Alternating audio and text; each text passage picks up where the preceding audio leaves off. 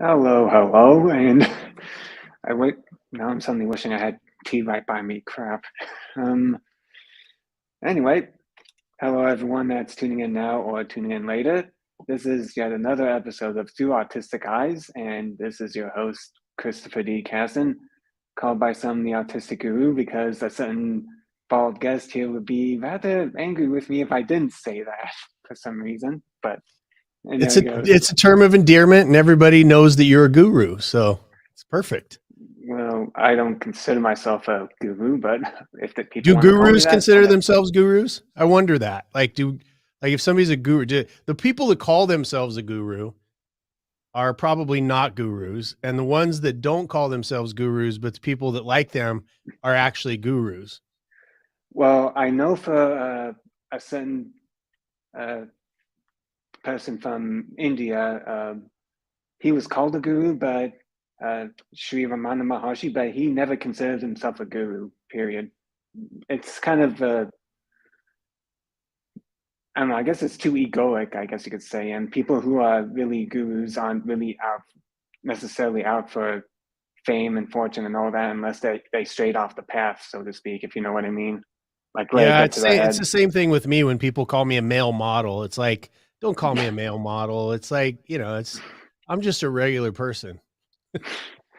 Male model. Why am I not surprised you said something like that? There we go. And so I'm just, yeah, it's just one of those days, folks. So let's get to it. So why don't you tell the folks here who may be listening into the first time and haven't seen the previous number of episodes you are on, since right now, thanks to this episode, you're the most frequent guest for this podcast, a little bit more about yourself. As long as I'm on here more times than Todd Special, then Well, he's I'm only been on that one time, so see, as I'd long like as I'm to. ahead of him, I don't care. It's fine. As long as I'm Yeah, I got to make up for that whole next Impactor fiasco, right? yeah, exactly. Yeah, Exactly. yeah. Well, welcome everybody. I am Jason Sisneros, and I am a business strategist by trade, who built. I started out as a turnaround specialist, and then built my own portfolio of businesses. Sold those in 2019, and started doing pretty much philanthropy full time. I do. I work in the world of feeding people with Feed a Billion, and current CEO of Feed a Billion, and also do a lot of work in the domestic violence space, and also do undercover rescues of children that are being traded in the sex trade with an organization called CERT Ministries, SERT, Search, Evangelize, Rescue, Train. CERT Ministries out of California, Pastor Rudy Gonzalez. So, and then now we're building a tech company called Noblus, NOBLEUS.com, and get to hang out with my little brother here. Yeah. And speaking of those first few, the topic, of course, that's related to those in a way is something that you and I don't exactly like, which is bullies, right? you know, and we tend to stereotype them towards it's just happens in school. It gets better later in life, but we're going to get to that part later. But for now, we're just going to go along with the whole stereotype and what exactly led you to not like bullies, because there are all kinds of different bullies, not just the typical one in the schoolyard. And you and I know about some of the stuff that you went through, but not necessarily everyone. So why don't you describe your experience and that kind of. Well, I mean, you and I have a very similar view of bullies, and by definition, I think that a bully is somebody that takes advantage of somebody else because of their power, their size, and for the purposes of abusing them, using them, and because they can, sort of a situation, right? People are bullied by governments, women, wives, and especially in domestic violence, are bullied by their husbands. There's all kind, like you said, there's all kinds of bullies. Mine happened to be my adopted father. Pretty psychotic guy, and a lot of abuse as I was growing up, and of myself and my mom. And in fact, my first beating came because I stood in front of my mom to try to stop him from beating her. And that eventually ended when I was 17 years old. He went to prison for attempted murder of me and my mom. So Mm. I have had a very, very healthy sense of protecting the vulnerable, because when there was nobody there to protect me. And I think that, you had that's sort of the same story with you, right? People picking on you, and that's no fun. Yeah, for me, I'm trying to remember back because I only remember some of the bullying third grade onward at one school where, um, gosh, what was it? It's like I remember this one kid that was a bit of bullying, not just for me, but towards the rest of my family, since sometimes we end up telling him off and does something in revenge, such as one time where he ended up going towards the bus stop.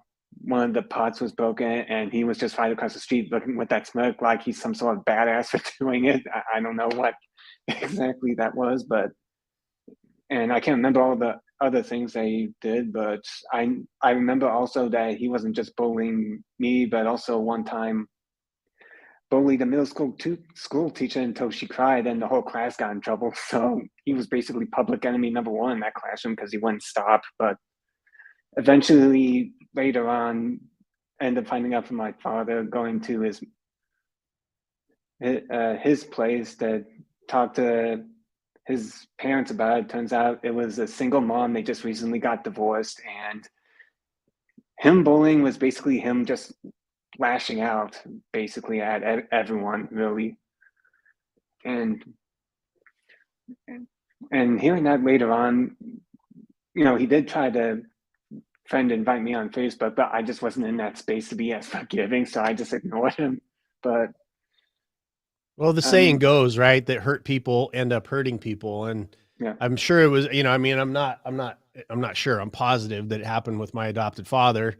He had his own stuff going on. It doesn't excuse the behavior. right. And you have to stand up to them and stand your ground. And hopefully karma, God, universe, whatever it is that you believe in, right, it will eventually catch up to them Karma's and a teach bitch. them. What's that? Karma's a bitch. Yeah, karma's a Yeah. bitch, and it can also, it can also be a place where I've had people that I know, that were bullies, and they grow up, something happens, and they go back and they apologize to people. So there's Oh, you always froze up. Oh, there's always a. Can you oh, hear me? okay. Oh, okay. Maybe it was my end because sometimes the internet in Utah has a hiccup. You know what that's like. Now I'm I do know what experiencing it. that's like. Yeah. So Yeah. I just think there's always room for redemption, Mm. and people can always change their stripes. And I think that, inherently, I think people are good. But they just have to be So reminded that they can be good, and you're not going to bully me, and you're not going to bully anybody within my protection circle. yeah, and I'm kind of curious now that I told that story of that attempt of redemption, or just moving on from that. Have you gone through? I'm pretty certain I recall you saying you also had different bullies at school as well that you eventually reconnected and you made up for it. Why don't you tell us more about that? Yeah, I mean, it was we moved around a lot because my adopted father was a bad guy, and he'd do something bad in a big city, and we'd move to a little town in the middle of nowhere. And we moved to this one town that was primarily Hispanic. And back then, I was going by my adopted name. The name I have now that you see in front of you is my real father's last name. And Mm. but I have white skin. And so I moved into this town full of Hispanics, and immediately started getting jumped at lunchtime and after school, and those kind of things. And then one of my favorite stories, which I've never sort of told publicly, is in high school, because I was a fighter. I was a fighter, for the protection of people that got bullied. I just loved to fight. I grew up fighting.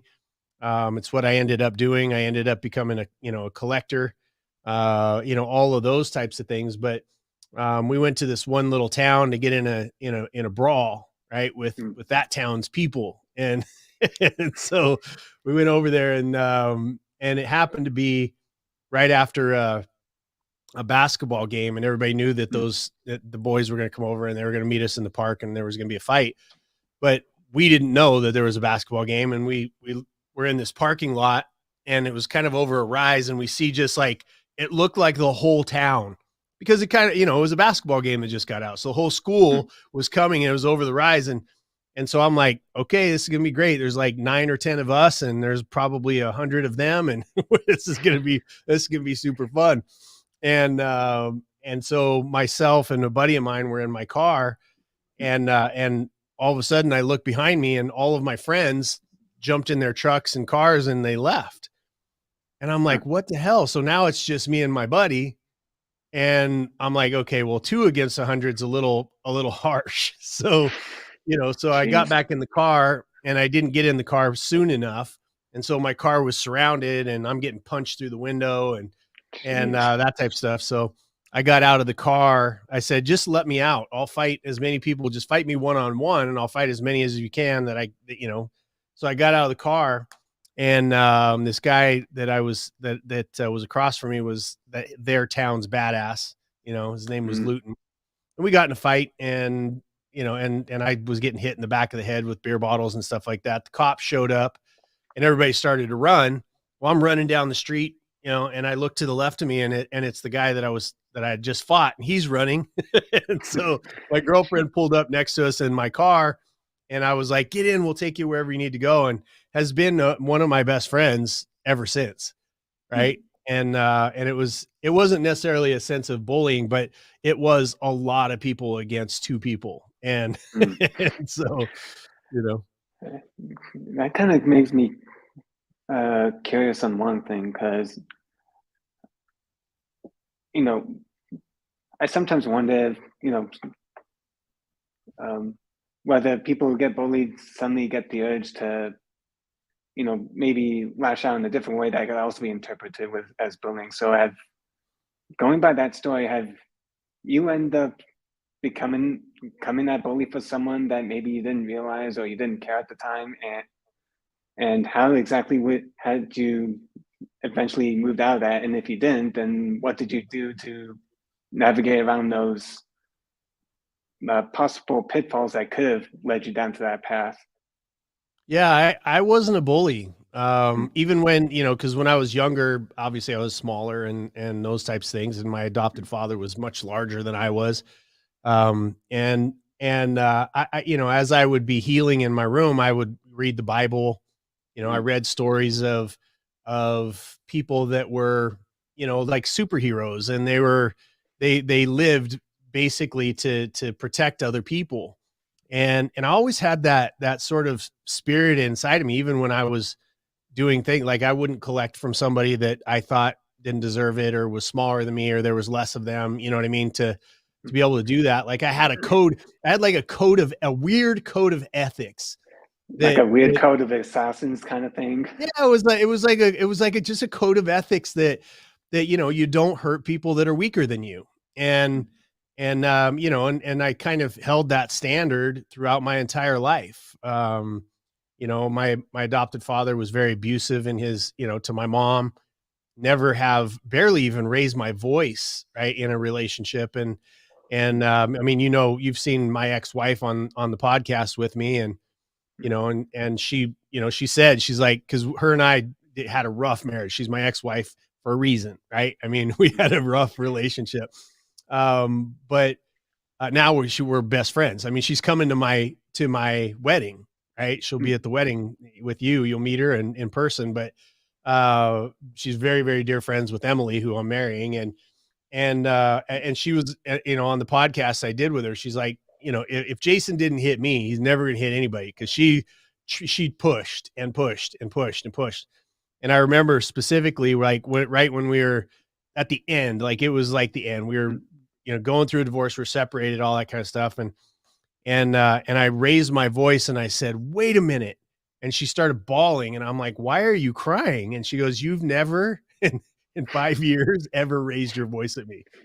Hmm. And I was like, and that, and I hold a pride in that, like It shows a that lot of all of the patience. mistakes, yeah, as all of the mistakes I've made, and there have been oodles and bookfuls of mistakes that I've made. Hmm. There wasn't a time that I made a mistake of bullying somebody weaker than me. Hmm. And yeah, I'm trying. Yeah, I'm trying to think back on everything in my own past because there was one case where I was kind of edging on that edge of bullying, but it never got to the point where I actually beat him up or something like that. It was more like some harsh words, but at the same time, he ended up having to go to another school, and he even came up to me and said, glad we met, all that, even though you have bullied me from time to time, and just took the higher ground, and I was still, um, I was accepting at that because it wasn't as if I teased him like crap all the time. It was more like sudden bursts, I guess you could say, but it was just me trying to handle all the shit I was dealing with at school, and sometimes the bullying comes from other kids, but sometimes it also comes from other adults or even teachers, such as trying to remember this one. I'm trying to think of whether how much of it is bullying, but one of the things with me growing up on the autistic spectrum is not knowing social cues and all this other normal stuff. So um, it was, and the kids were just me and the other kids were just running down the hill. I was just acting all goofy with the skipping and all that, and she just went and she ended up, getting mad at the class for doing that. And if I remember right, she started imitating me and having the class laugh at me. So it was just kind of stuff like that happened, like with a few of the teachers, and sometimes even just the school administration that just wanted to view me as like a troublesome kid, not like almost like I'm not really on the autistic spectrum or something. And it was just a back and forth with my parents and them, even to the point where they considered going to a lawyer at one point because of it. And uh, it's and for parents of autistic kids going through something like that, they may be wondering, well, how exactly do we fight that? And it was from my parents being more involved, especially since the special ed teacher in elementary was really on board being on my parents' side and my side as well, doing the best that she could to understand. But what about some, how do you think could be other ways to handle a situation like that for the autistic parents out there that are dealing with, administration, like faculty that are really, really stuck in their ways, sort of thing. You know what I mean? Yeah, I don't know. I've not been in that situation, but I can tell you that for the most part, like, you have to set standards, right? Because there's two Mm, ways to deal with being bullied. And you sort of said it at the beginning, and there's really two ways to deal with it, which is you set standards for how you're going to allow somebody to treat you, mm, right? And when they cross that line, then you have to sort of pre-think what are the ramifications of that going to be. mm, And if I was a parent of someone who was autistic, my approach now that that I've learned as much as I've learned would be to befriend the as many people as I possibly could in the school, right? Like almost a mm. charm offensive or something. Yeah, And because again, when you go in, you're pissed off and like, why are people treating it like, it doesn't matter. Like I got bullied because I was different in a Hispanic town, right? You mm, got bullied because you're different than other kids because you're on the autism spectrum. Like there's people and things that stand out, make other people uncomfortable. right? Or they don't fit, or they don't whatever. And so if I was the parent of you, which I sometimes feel like, by the way, but you are my little brother, but I would go in and I would say, hey, here's some of the things. I would learn more about autism so that you could maybe explain it to people, or go in as a parent and teach the kids how it's a cool, you have cool special powers, right? And there you may appear different or react different or whatever it is, but here's where he's exceptional, and I mean, I think that's more the way that I would handle it, because when people get angry, then it sets people in their way more than it does influence them to behave a different direction. So that would be my way of doing it. And then also, if you are bullied, if you're watching this, you got to get rid of the resentment. You set standards for yourself, how people are going to treat you. And if they cross that over, there's got to be ramifications. Most of the time, the best way to deal with it is to exit the situation. Now, if you're a kid in a school and your parents can't move, there's got jobs and all that other kind of stuff, you just find somebody to hang out with and focus more on the good things rather than focusing on the things that you can't control. Yeah, such as recently, now that we have online bullying is a really big thing now, especially with causing more and more kids and teens that just commit suicide because it's just relentless. So when you're stuck in that kind of situation where you really are feeling trapped, where it feels like they just going at you from every single angle, it's just how do you deal with something like that, especially since that could give you such low self-esteem that eventually it could end up with situations such as, child trafficking, for instance, where someone's actually kind to them for a change, and they keep thinking possibly that this is just another kid when it turns out it isn't. And Right.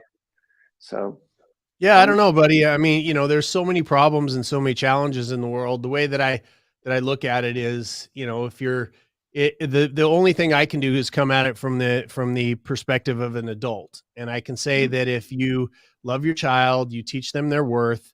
If I'm being bullied online, it's really as simple as turning off my phone.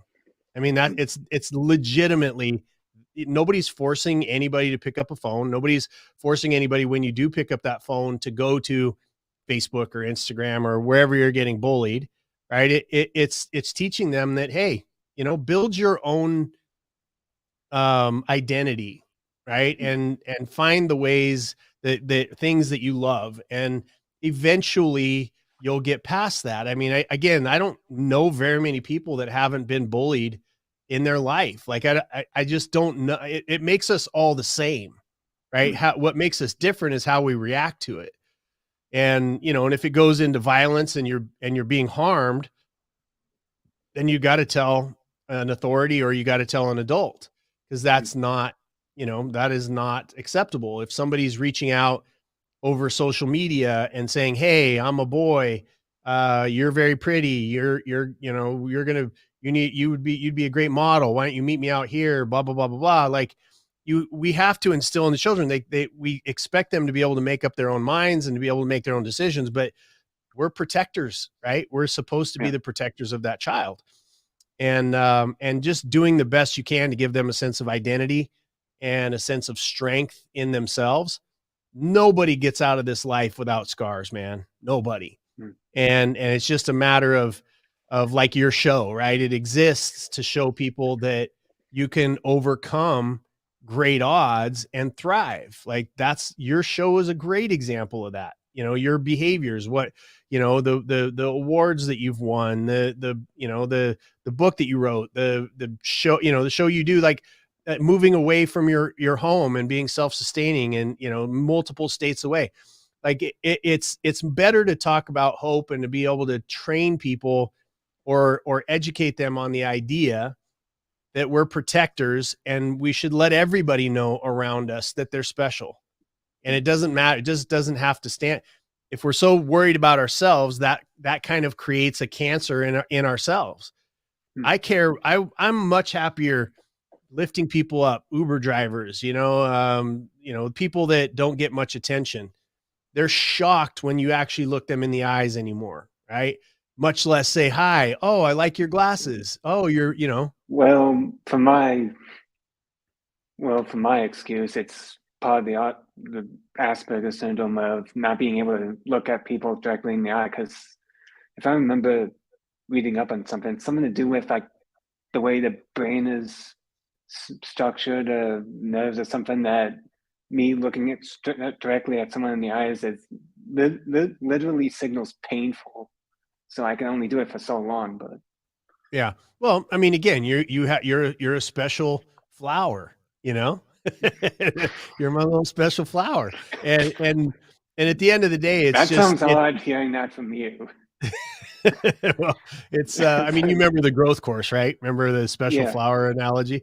But you know, but at the end of the day, like, we all have our quirks, we all have those types of things, and however we interact, we do the best. Everybody's doing the best they can, man. And we live in a world that just wants us to be at each other's throats, and we wants us to be angry about this, that, or the other. And there's so much good in people, and there's so much good in this world, that if we put that stupid phone down long enough, that we would realize that the tree outside is a miracle, right? The wind blowing through your a massive amount of hair I was across waiting my for you to bald get to head. my hair sometime Yeah. during this. That, you know, it's just because I'm jealous, but you know, but the wind Yeah. blowing through on my face, like there's so much greatness. There's so much beauty. And we get to get pigeonholed in because our phones tell us, our TVs are telling us, like, you know, everything that we see, those 10,000 golf balls that are being thrown at us every second of the day, all you got to do is turn your back on it and say, you know what, I'm going to have a great day, and find every single excuse you possibly can. Now, again, people that are in situations that are being bullied, and it's not, it's like, yeah, well, I'm not going to just enjoy every day or every breath, Jason, because I'm going through something. Well, if you're going through something, you got to find somebody to lift you up, right? There's always somebody there that cares about you. There's always somebody there that loves you. If you don't, you know, and if you don't have them in your own life, living in your own home, there's possible friends. There's my best friends when I was growing up were books, you know, they're books, because I was able to escape where I was and to be able to read stories about other people and to be able to learn certain things. So the power of words, and reading is a really, really great escape from everyday life. Yeah, for me it was definitely my parents always taking me to the library all the time, since it was cheap to free, because we weren't exactly doing the best financially, but as well as also video games for me. You know, I'm a video game geek. You know, I I've done I was so much that even I remember a high school report where I did it on a video game. So it's like, it just brought a different way of me being able to express myself through visuals I never thought of before. When we're so used to just thinking that, oh, it's just arcade games like Mario and Sonic, nothing really special, and then you end up seeing these different stories that show that it could be just more than that. Yeah, I'm not a video game guy, but I I'm gonna did get make a you play Bioshock. I'm gonna make yeah, you play I'll Bioshock play that sometime. game, but I did play one game that I got massively addicted to. Like, I did not leave my house. I was like, I got to get to the next level. Got to get to that. And it was a game called Crash the Bandicoot. Oh, yep, PlayStation 1. Yeah. One of the big launch titles, I think, Yeah. if I So remember I right. would, I got so addicted to that game. I was like, you know, I sold it like immediately as soon as I won the game. I was like, I'm not going to do this, because I'll be here. I'll be 752 pounds, you know, and I'm going to be that guy that they have to lift out of the house with a crane. uh, should I mention that they made a uh, upgrade HD graphics remake of all three games in one package? No, I didn't hear that. La, la, la, la, la. Yeah, they did. They did. You now know, and it's on every single platform. You can't escape it now. Nice. Yeah. Well, you have to have the game station or whatever to play it on, and I don't. So, but now that I Well, know unless it's out there, it's probably going to bother me enough to where I have to go get one. well, that or a decent PC rig. That's not just a low spec laptop. But Yeah. anyway, we would, just to get back on subject before this turns into a podcast about video games, as Right. I could just keep going on and on with that. But that also brings the point of, there is bullying going into adulthood. It isn't just a childhood thing. And some of it is like the same as high school or elementary school, only in a different setting like college or in the, I am so risking this turning into this video games into a political rant. You know what I'm about to go into, but Mhm. just, people have gone so much into tribalism with the Democrat Republican thing going at each other, especially these days with it being more apparent with the far left side. Yeah, I'm kind of risking losing some users, but I don't give a fuck. If they can't handle, me having a different opinion, they're not part of my tribe. So, Right. but especially with the pandemic that started with, I'm guessing you would call it more like a pandemic, but tomato, tomato. But we went into such a situation where everyone was just so much in fear at that they're really bullying each other to get the vaccine, even if they're uncomfortable with that, which turns out that vaccine wasn't as safe as they said it was. And suddenly we're getting into a point where it's just suddenly turning into, well, it's like I remember listening to Leah Steele with her podcast of how people are just eventually are just shifting from majority in the middle suddenly going into their own little corners of either left or right, and it's happening more and more often with possibly even us not even realizing. And just for someone like me that just wants to stay in the middle, it can be very, or anyone else, it can be very, very tough with people saying you're either on my side or you're against me and all that. And just it's, I think we're just trying to figure out how exactly do we navigate something like this, or is there no way to really navigate that? Are you just going to eventually go into that other side and become just as much of a bully whether you decide to have a red or blue stripe? It's like, how do you? I think it comes from a perspective of knowing better, because Civil War split the country. They were, people were for slavery, some were against slavery, and there was a war fought, right? I mean, that was a real problem. The idea of owning another person was a terrible concept that needed to be fought for. There have been wars and splits in opinion over very valid reasons. There was reasons to die. I still think there's reasons to die. I would die to save a child, right? There's things that exist in that realm. But I think this one that we find ourselves in right now is made up. It's manufactured, because what you said about being in the middle, that is where the vast majority of, in this country, the vast majority of the 330 million people in the United States of America are in the middle, and they either lean left or they lean right. That's the majority of us. But you have the vocal idiots on both sides that are, we have to destroy that other side. No, we have to destroy that other side. And they think, okay, just because you're in the center and you lean left, now you're wearing the blue color. You're just on the wrong team, and I hate you because you're a Democrat, right? Or if Yeah. I'm in the middle and I lean a little bit right, and it's subject by subject. You've listened to me for years. I come across as very socially liberal, right? And I come across as very conservatively, very fiscally conservative. And in the middle, most of the time, I'm libertarian. I don't assign myself to either side. I'm really libertarian. In other words, everything that the government touches is screwed up, because it's full of it's supposed to be the best of us, right? That's supposed to be our government. It's supposed to be the best of us. And what it's become is the best bullshitters and liars. and manipulators and the money raisers and all that other kind of stuff. Well, if it was Kind the of like, best of us, sorry.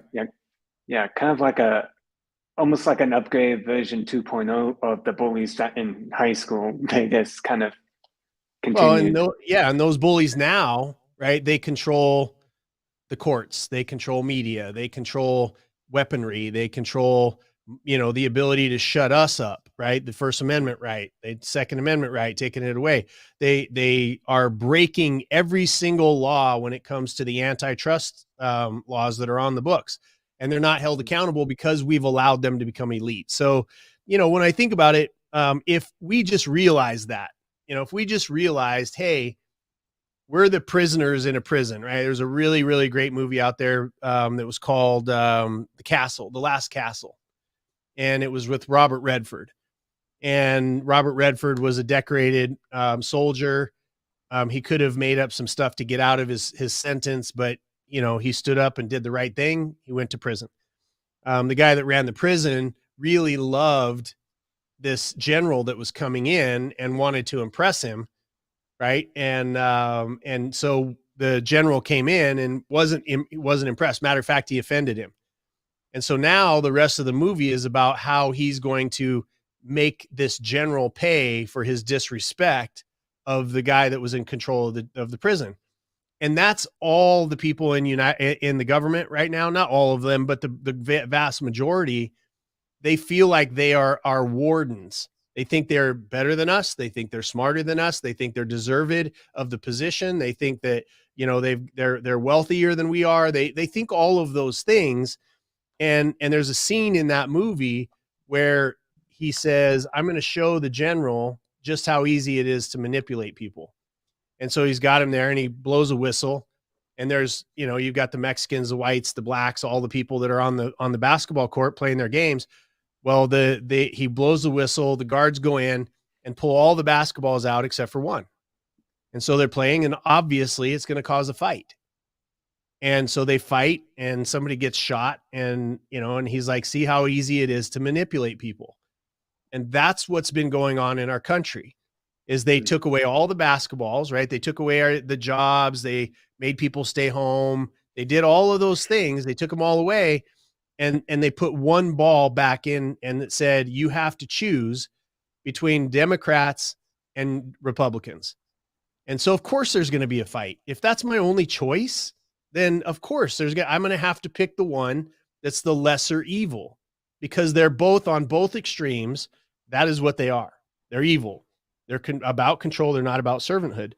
So I think that if more people, to your point, Chris, would just understand that we're all way more alike than we are different.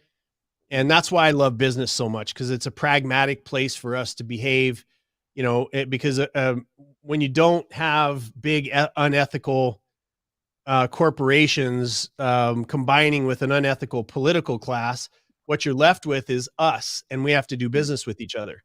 And that means that I have to find out what Christopher Kaysen wants, fall in love with your outcome, and deliver it. Whether you're black, whether you're white, whether you're autistic, whether you're gay, whether you're straight, all of those different options. Sorry, this camera tends to every once in a while. There we go. But You were freezing up like. I know. I was like, ah. So, but at the end of the day, brother, it does come down to that. That is up to us. Like, that's why the Constitution says we the people, right? It's we the people. We're the ones.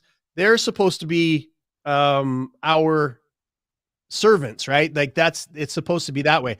They flip the script and they think that we're their servants. So I think if more people understood that, there would be less animosity. And what we would do is we would get angry at the people that are causing the division. And that's thousands, in the government versus hundreds of millions of us.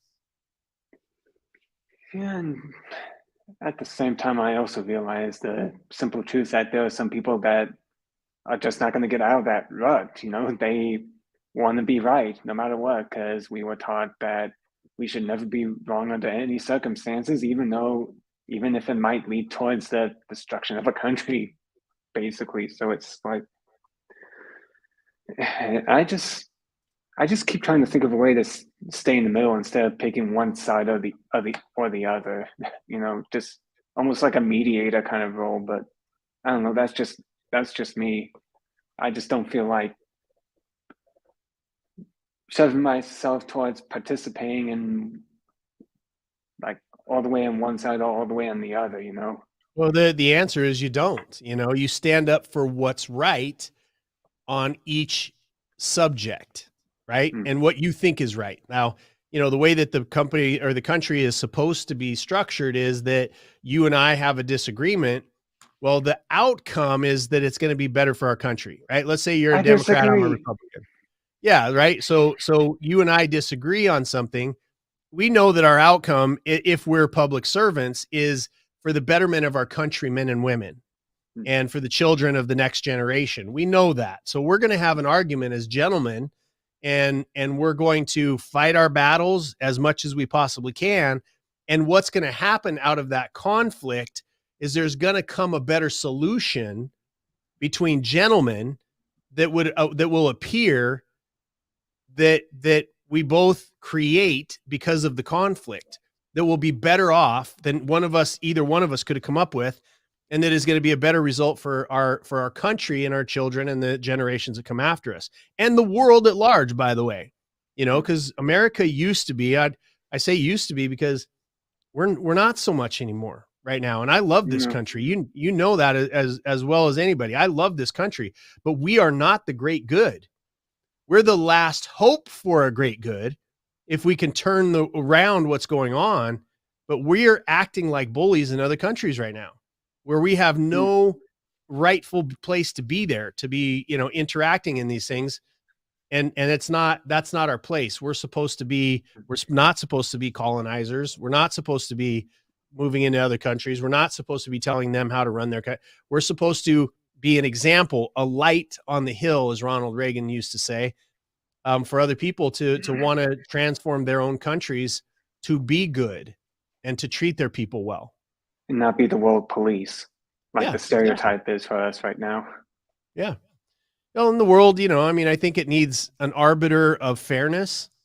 That's not really a police, but it is somebody that stands in and goes, okay, you got a dictator over here. We're going to stand between you and your people until you guys can figure out that, hey, this is not a good deal. I mean, in the case of murdering millions of people, I can't stand by and go, you know what? Because I live on this block and I see bad things happening across the street, that's not my business. Well, it is our business to be able to shelter the people that are vulnerable and that are being bullied in the world. But you can't do that if you don't have moral standing, and we don't have moral standing right now. The way that we behave, the way that we treat our own people, the way that we treat other people, the way that we treat other people's, we're not that country right now because of the leadership that's in place on both sides, by the way, Yeah, both sides. especially in the White House, though. Oh gosh, that gaslighter. I just, Oh man, worst. jeez. And I was just open to, yeah, this, unfortunately, folks, this did turn political. It happens in every single aspect for this, but, I was just giving him a fair chance because you never know. But as time went on, oh boy.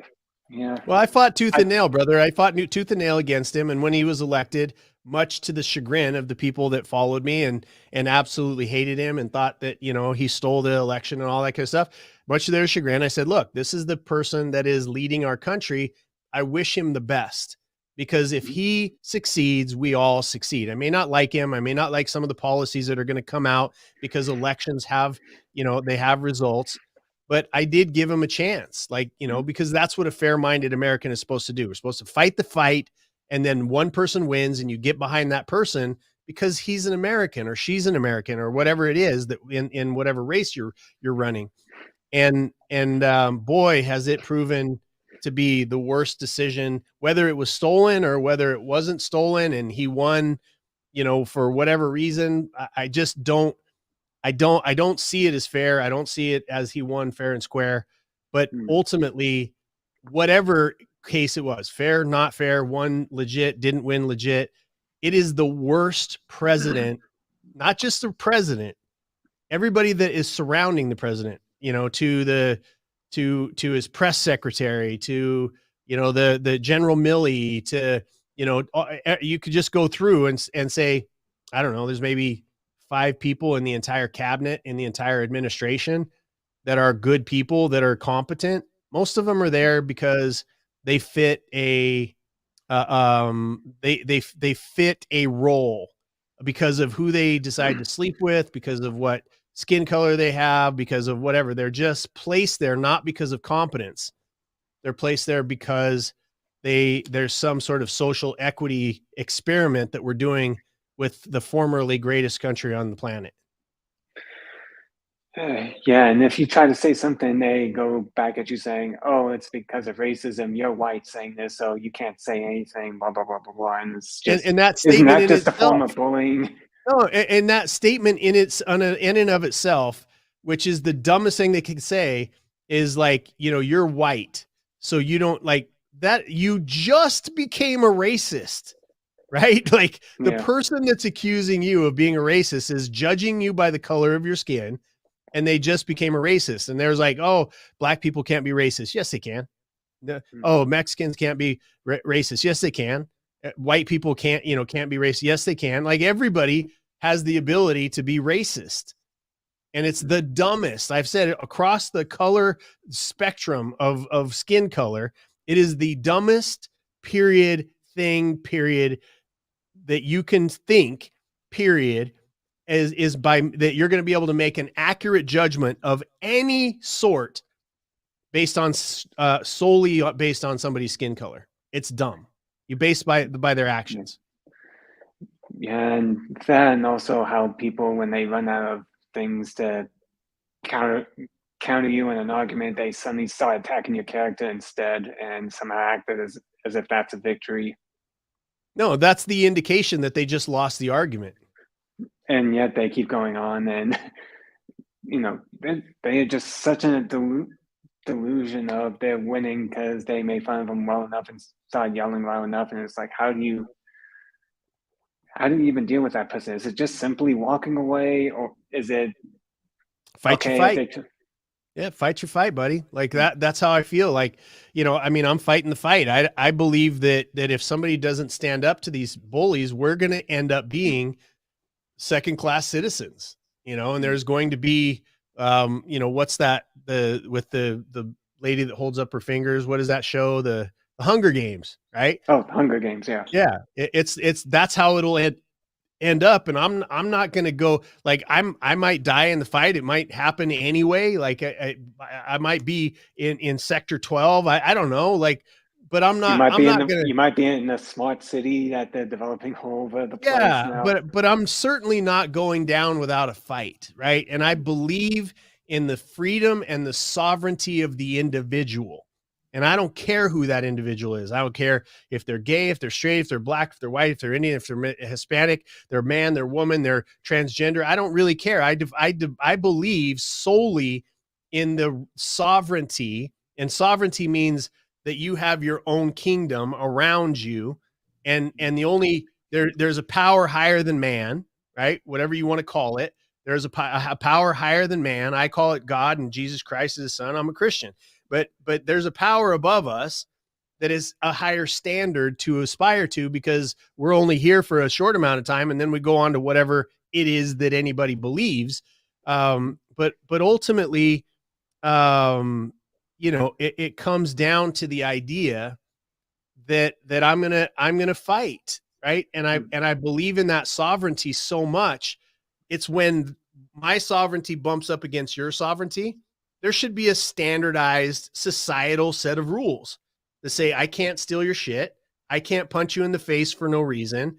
I can't shoot you. Like there's societal rules that there's a reason why we have a government, is to be a third party arbiter of what happens when our sovereignty bumps up against each other.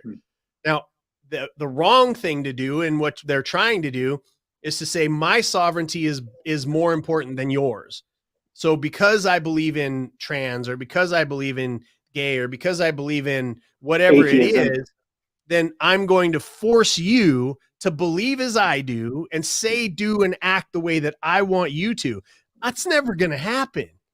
You know, that is a very overt act of violence upon my sovereignty. Now we have a problem. So but I'll how would fight you? for your sovereignty all day long, and it doesn't matter what your situation happens to be, because that, you know, as a Christian, I'm supposed to stand up for those people's sovereignty. That's it. But they don't believe the same way. They want me, because I'm a white, straight Christian man, to shut the hell up, as if I did something, you know, 300 years ago. So how would you develop your own definition of sovereignty? Where would you start with that? It's pretty well spelled out. I mean, if you go back and you read about the concept, you know, I mean, it's biblical. There's, you know, different religious texts. There's, I mean, the word in and of itself, right, is in the dictionary. But if you go back and you read our founding fathers' descriptions of what sovereignty is, it's very well defined. It just basically says that you stay out of my business. You stay out of my business. And if a societal rule tells me, for instance, that I owe the government something, or, you know, I have to do this, whatever, to own, you know, there's just too many rules. Because when you put inept people in government, the only thing that they think they're getting paid for is to set more rules. And they don't think about, maybe we should start undoing these rules. Because there is a point where I'm born free. I mean, this is the idea in my mind of sovereignty. I'm born free. Nobody owns me, right? Nobody owes me anything, and I owe nobody anything else. And then I grow up in a family, and I kick over that 18-year-old mark, and now I'm an adult who is meant to contribute to society. How do I do that? With my art, maybe, with my words, with, you know, I'm good at mechanic stuff. I'm good, you know, I'm good at whatever. Like you contribute, and you follow a set of moral standards that can be set by, you know, it's set by every religion of a way that you're supposed to behave. You know, again, like I said, I'm a Christian, so the Bible tells me what my standards should be and how I should behave. And if I step outside of that, there should be a punishment for me to pay. If I decide, oh, you know what, I really like Chris's hair, I'm gonna go shave his head and steal it from him. Well, that's a direct impingement upon your sovereignty. I should pay a penalty for that. Yeah, you should be paying me to have this hair implanted in your head instead of stealing it. Or you should be paying me to make sure that your bald head looks as good as mine does. You know what? But Well, if I decide to go to monkhood, I might take that up. But there you go. So, you know, so I just think that people, again, that's why I'm sort of more libertarian. I'm just like, leave me the hell alone. I'm going to leave you alone. Right. And if we bump into each other, then we'll get a third party arbiter, which is either an attorney, a judge, or the rule book, or laws that are on the books. And we'll have our dispute, and one of us will be right, or one of us will be wrong. And then there's either a penalty to pay or whatever. Like that is what this country is built upon. And it's being flaunted in our face by people, ironically, that call themselves lawmakers. Right? Congress. They ironically call themselves lawmakers. Okay, they're going to make a bunch of laws that they don't have to follow because they're a lawmaker. And by the way, the ones that are on the books that they're breaking with insider trading, blatant antitrust rules that are being broken right now, you know, all of the different things that they're breaking, that is a corrupt society. And that's what the United States has become. so then how exactly would you go about solving that? And after that, probably one more question, since we're actually getting towards the top of the hour here. So I know you have we're both busy, so it's, it really sucks that we're already approaching that, since this could probably go you and on I for could another talk for hour. days. Yeah, we could talk for days. I mean, my solution, brother, if you're asking me what I would do, is there's a really great standard, and you go back to the Constitution, you know, the Bill of Rights, and you look at all the laws that are on the books, and you just sort of go, okay, which ones are here for the elite, right? You have to, number one, you have to get rid of pretty much all of the people that are in Washington, D.C. right now. And I'm not just talking about the elected ones. I'm talking about the surrounding career politicians that are there no matter who comes in or not. Right. And you reestablish as a people a commitment to the constitutional republic that our forefathers foresaw for ourselves. Right. And that we fought a war to get away from, ironically, taxation. Right. And right now we're taxed far different, far more than we ever were when we fought against the British nation for our own sovereignty. And so you Yeah, set those. I believe we didn't get the income tax until after World War II, was it? Yeah, and it's just a slippery slope. It's like, oh, okay, they gave us their money willingly. They'll give us more for gas tax. They'll give us more for this tax. Well, do you ever really own your property, right? Like, so if you don't pay your taxes on your property, then they can come and take it. So was it ever yours? Like you pay $2 million for it, have a few rough years, and you lose a $2 million asset, right? Like there are dumb things that we, the people, and I say this with it, myself included, I sleptwalked through civic class. I did not take any of it serious. I didn't understand the seriousness of this thing called civic duty. And civic duty just says that each and every one of us is responsible for the government that we have. We're responsible for sending a representative of us to go and do our will, or fight their best fight that they can to do our will, and then come back, set no laws against themselves, and return back to the town that they had to be a productive member of society.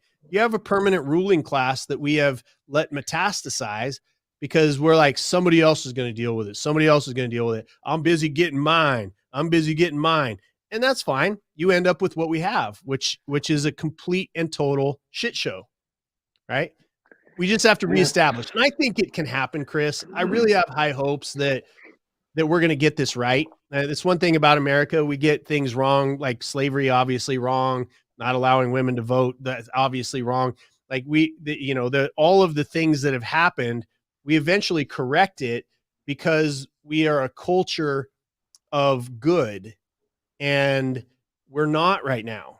That culture of good is gone. It doesn't exist in Washington, D.C. and our lawmakers. It doesn't exist.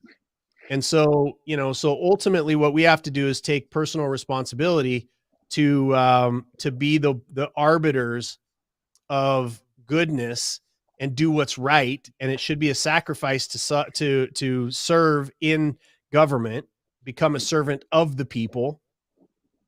Right. And because this constitutional republic is a government of the people, for the people, by the people. And right now it's not. It's a bunch of elites. There's too much money. There's a unethical bunch of bullies capitalists, up there. a bunch of bullies, and bullies eventually get what's coming to them. Yeah, Hi, Ryan. Love you.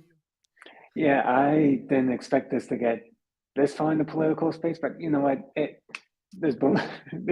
It's what's the biggest thing right now going on. And the other thing that you did mention that I'm going to briefly go over before we end, even though we're almost like a minute away from that. But I'm just kind of curious from the religious angle, especially for instance, my parents actually, long before I was born, actually met with while being at a Jehovah's Witness church, which you know how they are, and eventually they did leave. And what they tend to do is basically a form of bullying, where they basically isolate yourself to the point where you end up begging to come back. And when my grandmother, who stayed as a Jehovah's Witness, passed away, we went to the funeral, and basically they just ignored the whole family and basically just started preaching as if they were trying to convert us. And it was just, ugh. And even now with bombings of churches by people such as people that don't exactly have the highest view of Christianity, and it just feels like the bullying for those who have the Christian faith are just going to get worse. So I guess my final question though is, in terms of the religious aspect, because you've believed very much into this, but how do you defend yourself and in that kind of situation, and at the same time you don't become a bully such as all those fake Christians out there that try to bully people into joining them because, in my opinion, they seem to be thinking that they could buy the way into heaven with a conversion counter instead of being a good person and actually following the Jesus's teachings, kind of thing. Yeah, well, I mean, it's got to be a collective where we reward, right? Like you know my concept that you got to reward the behavior that you want to see, right? And I Mhm. believe that we as a culture should be rewarding people who are doing good, and right now we're punishing them, right? Whistleblowers are people that are telling truth against overreaching people that are corrupt, right? And we used to really honor those type of people. We used to honor a man, being an arbiter of strength and protection for their family. We used to honor a woman's, a woman's sacrifice of being a mother and being a home taker, or whatever. And I know there's all kinds of rules. I'm not saying that we go back to those types of things, because the problem is that we think that just because they ran into a Christian that was an asshole, that all Christians are assholes, or that all Muslims are, I ran into an asshole that was a Muslim, and now I'm all Muslim. Like Such we've, as with 9/11, where all the Muslims are being bullied, and even this one place was shot up because he assumed that just because they were wearing turbans that they must be Muslims when they were actually the part of the Sikh religion. yeah, That but at the end of the day, they were assholes. You know what I yeah, mean? And there's assholes in every sect of life. And so the answer is that it has to start as a mass movement to say, you know what? I'm going to be a good person. Right. And all of these other things, like Christianity is supposed to be, if that's what you believe, it is supposed to be an expansion of your belief that you practice and that you become more Christ-like.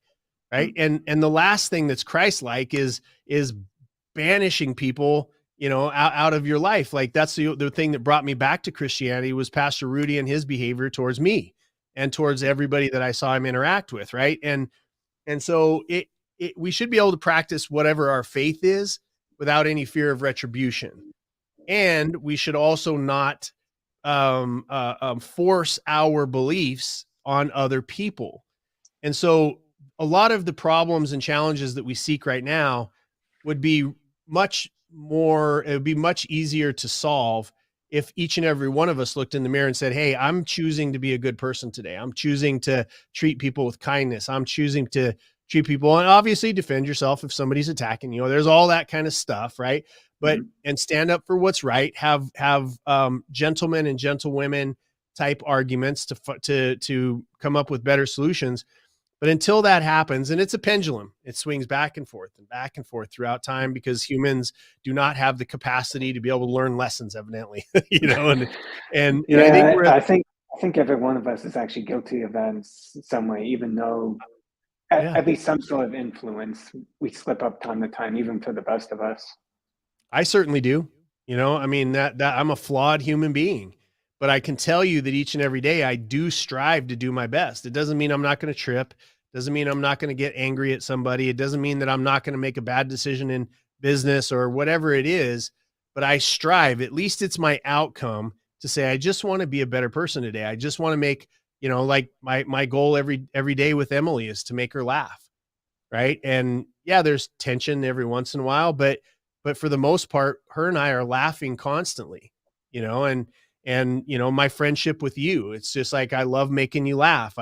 I know the habits that you have, and my joy in life is to pull you out of that and show you a different way. And I know that you and your wisdom, the path that you've decided to go, you share your wisdom with me and I learn from you, and that's kind of the gist. I mean, think of Misfit Nation, right? We are Yeah. full of the weirdest group of human beings. There's black, there's white, there's gay, there's black and gay. There's women, there's men, there's all kinds of people that call themselves misfits that are my family. You're going to be at my wedding, right? And it's just going to be the weirdest grouping of people. I'm, on my side of the aisle, and Emily's too, because everybody in Misfit Nation love her probably even a little bit more than they love me.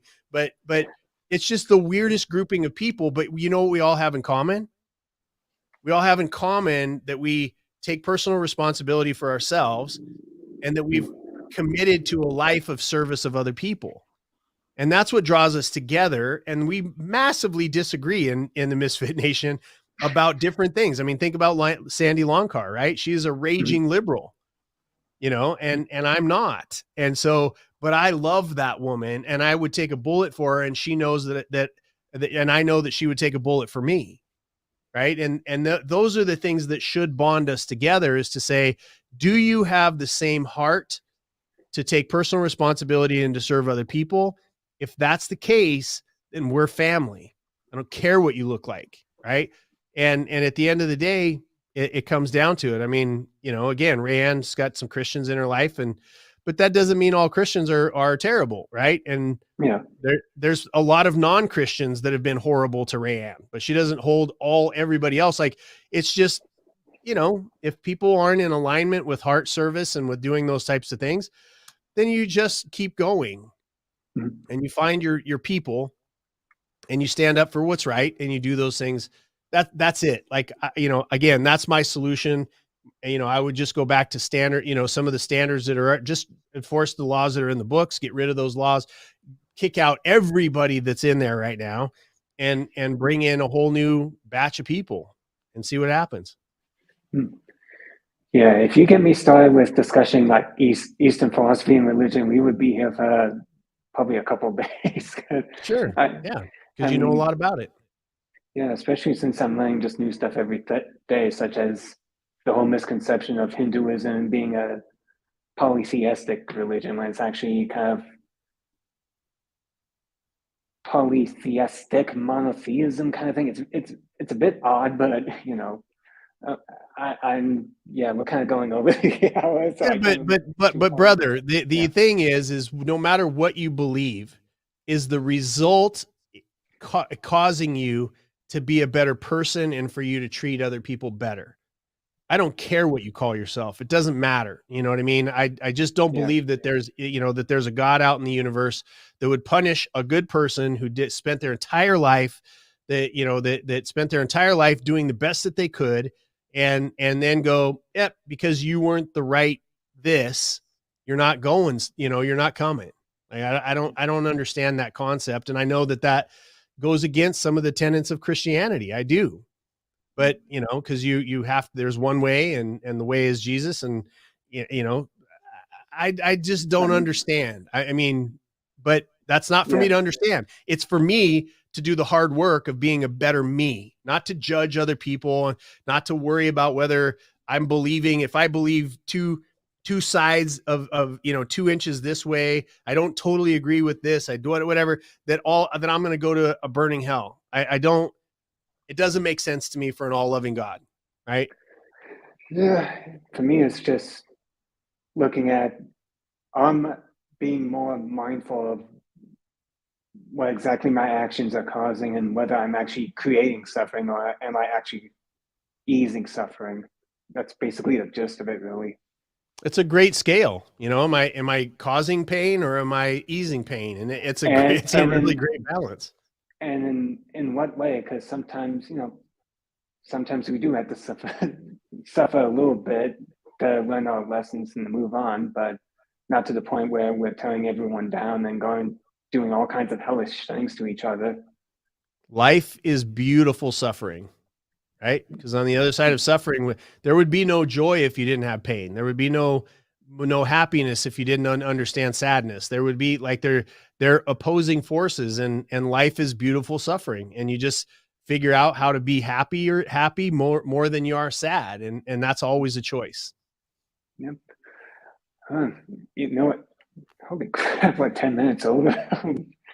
I know I should have just made this a 2-hour special at the least. So anyway, so now we're getting towards the end. How can people be able to contact you and just learn more about you, and as well as this little thing with the Slave Free Project? Yep. Slavefreeproject.com is the trafficking organization. JasonSisneros.com is my website. That's the best way to contact me, my team. If anybody wants to get a hold of me, and you've got all my other little handles up there, and Twitter. Yeah. Twitter's awesome. Yeah. So Yeah, especially when Elon Musk took down that one post that I saw that it's like pedophilia pride flag. Are you fucking kidding me? It's just people are weird. That's what happens when, you start saying, like, again, it just rolls and rolls and rolls and rolls and get until somebody pushes back and goes, nope, that there is a line when it comes to children, and I'm going to fight you. I don't care what community you come from.